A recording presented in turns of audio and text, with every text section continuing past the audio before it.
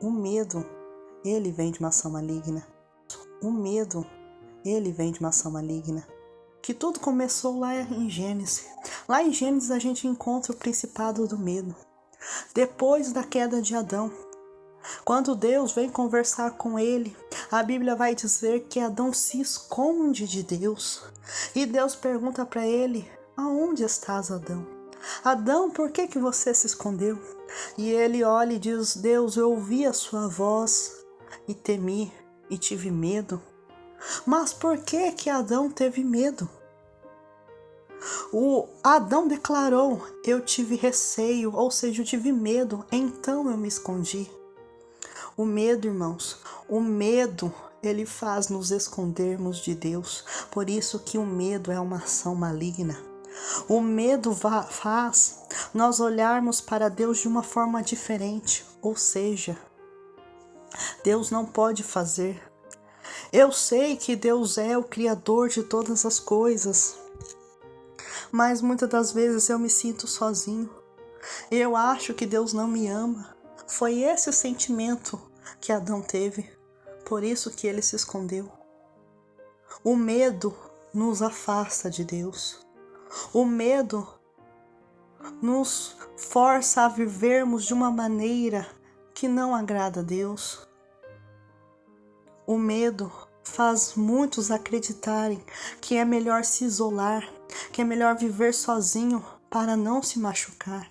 O medo tem essa habilidade de paralisar as pessoas, de paralisar a vida das pessoas, de levar pessoas ao fundo do poço. Essa é a ação do medo. As pessoas não conseguem amar, as pessoas não conseguem confiar nas outras. E muitas coisas acontecem ao seu redor, no seu dia a dia, começa a te aprisionar. O medo das coisas que podem acontecer, das coisas que podem estar erradas, esse medo te aprisiona. Mas eu repito, que o amor a Deus, quando nós amamos a Deus, o amor a Deus lança fora todo medo. E outra coisa que o medo também faz, o medo muitas das vezes nos leva para uma situação de escape, um refúgio. Você quer sair daquilo o mais rápido possível, mas em vez das pessoas estar ouvindo a Deus, confiando em Deus, sendo direcionadas por Deus, elas estão sendo direcionadas pelo seu medo, por esse principado que vai determinar muitas das vezes as atitudes dessa pessoa, vai determinar muitas das vezes o que ela vai fazer. Por quê? Porque ele sabe, esse principado do medo, ele sabe que ele tem o poder de direcionar a vida da pessoa ao longo e ao pequeno prazo. Ele leva a pessoa à destruição, ele quer levar a pessoa à morte espiritual. Por isso que você não pode deixar o medo de controlar. Você tem que confiar em Deus, ter fé em Deus. Você precisa amar a Deus. E também tem outra coisa. Tem aquela pessoa que sabe que tem um chamado de Deus. Então o principado do medo começa a atuar sobre ela. E ela acha que ela nunca vai conseguir fazer nada para Deus. Ela não consegue dar um passo além. Por quê? Porque ela sente medo. Medo de viver aquilo que Deus chamou ela para viver. Ei, o que te impede de romper, de viver algo novo em Deus é o medo. O medo de se frustrar. O medo de nada acontecer. O medo, Deus, e se não cumprir o que o Senhor falou? Por isso que precisamos lançar fora todo medo. Por isso que precisamos ter fé em Deus. Fé, confiar em Deus. Não deixe o medo de paralisar. Não deixe o medo frustrar os planos que Deus tem na sua vida. Não deixe que esse principado terrível do medo paralise a sua vida espiritual. Mas lembrando também que esse principado do medo, ele não age sozinho, não. E ele age também de várias maneiras. Por exemplo, normalmente ele costuma atuar em pessoas que têm aqueles transtornos de bipolaridade. São aquelas pessoas bipolar. Pessoas muito ciumentas, que têm aquele ciúme doentio. Essa é a atuação do principado do medo sobre essas pessoas. São pessoas que dentro delas têm sentimentos de dor, dentro delas tem sentimento de rejeição, depressão, e isso está acarretando o agir do principado do medo sobre a vida delas. Feridas, dores não tratadas, não curadas, e isso vai gerar dentro da pessoa medo. Você precisa tomar cuidado, cuidar do seu interior. Não deixe que esse medo te domine, porque muitas pessoas pensam: eu nunca vou ser ninguém. Eu nunca vou conseguir chegar em lugar nenhum. Ela não acredita em ninguém. Ela não consegue nem acreditar nas promessas de Deus para sua vida.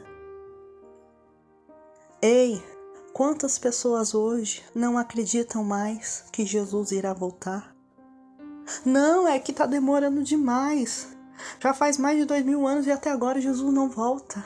Não consegue nem acreditar que Jesus vai voltar, mas eu te digo, Jesus está voltando. Tudo que está na Bíblia é real. Jesus está voltando. Jesus está voltando, tudo está se cumprindo. Nós vemos reino contra reino, nação contra nação. As apostasias estão entrando dentro das igrejas, pandemias, doenças, mortes. O medo, o caos está instaurando no mundo. O medo e o caos está por todas as partes. Parece que as pessoas não têm mais amor a Deus, não têm mais temor a Deus. Por isso que o medo está reinando, porque as pessoas não amam mais a Deus, porque a Bíblia diz que o amor a Deus lança fora o medo. Por isso que nós precisamos voltar ao primeiro amor, amar a Deus de verdade. Mas entenda uma coisa, o medo, como eu disse, ele nunca age sozinho. Ele sempre vai estar acompanhado por espíritos malignos que vão gerar sobre a vida das pessoas um sentimento de perca, um sentimento de dor. O principado do medo, ele age com os espíritos, junto com os espíritos da traição, do abandono, da rejeição. E muitas pessoas têm a vida paralisada porque não entendem o mundo espiritual. Muitas pessoas não sabem por que as coisas na vida dela não vão para frente, porque elas não compreendem o mundo espiritual. Não sabem que elas estão debaixo do principado do medo, que há forças malignas atuando contra a vida delas, já que muitas não querem Deus, não querem o amor de Deus. Então elas ficam à mercê do principado do medo. Se não tiverem pessoas orando, intercedendo por essas vidas, só Jesus para ajudar. E quantas famílias estão sendo destruídas? Por exemplo, se você vê um casamento acabando, não significa que ele está acabando no momento, ou que ele está sendo atacado agora, por isso que ele está terminando o casamento, não. Esse casamento, ele já está sob ataque há muito tempo. Quando você vê um casamento acabando, ele não está recebendo ataque naquele momento, mas ele já vem sendo atacado há muito e muito tempo. Mas as pessoas não percebem que o mal vem se instalando na sua casa, na sua vida, no seu casamento, sobre a sua família. Por isso, não deixe a sua fé enfraquecer. Não deixe o seu amor a Deus esfriar. Não deixe de confiar em Deus. Ei, escute o que eu estou dizendo para você. Se antes você orava e hoje não consegue mais orar, cuidado. Se antes você buscava a Deus e hoje você não consegue mais buscá-lo, cuidado. Se antes você conseguia jejuar e hoje você não consegue mais jejuar, cuidado. Pois existem ações de espírito que estão tentando enfraquecer você espiritualmente. Se você não consegue mais se aproximar de Deus, existe ação de espíritos tentando enfraquecer você espiritualmente. Ei, não deixe o medo te afastar de Deus. Por isso que você precisa ter fé. Por isso que a sua fé precisa ser inabalável, independentemente do que você esteja passando. tenha fé. Independentemente do problema que você esteja enfrentando, tenha fé, confie em Deus. Mesmo que a pessoa chega para você e diga, não adianta, você não consegue. Você nunca vai mudar, ele nunca vai mudar, ela nunca vai mudar. Ei, tenha fé.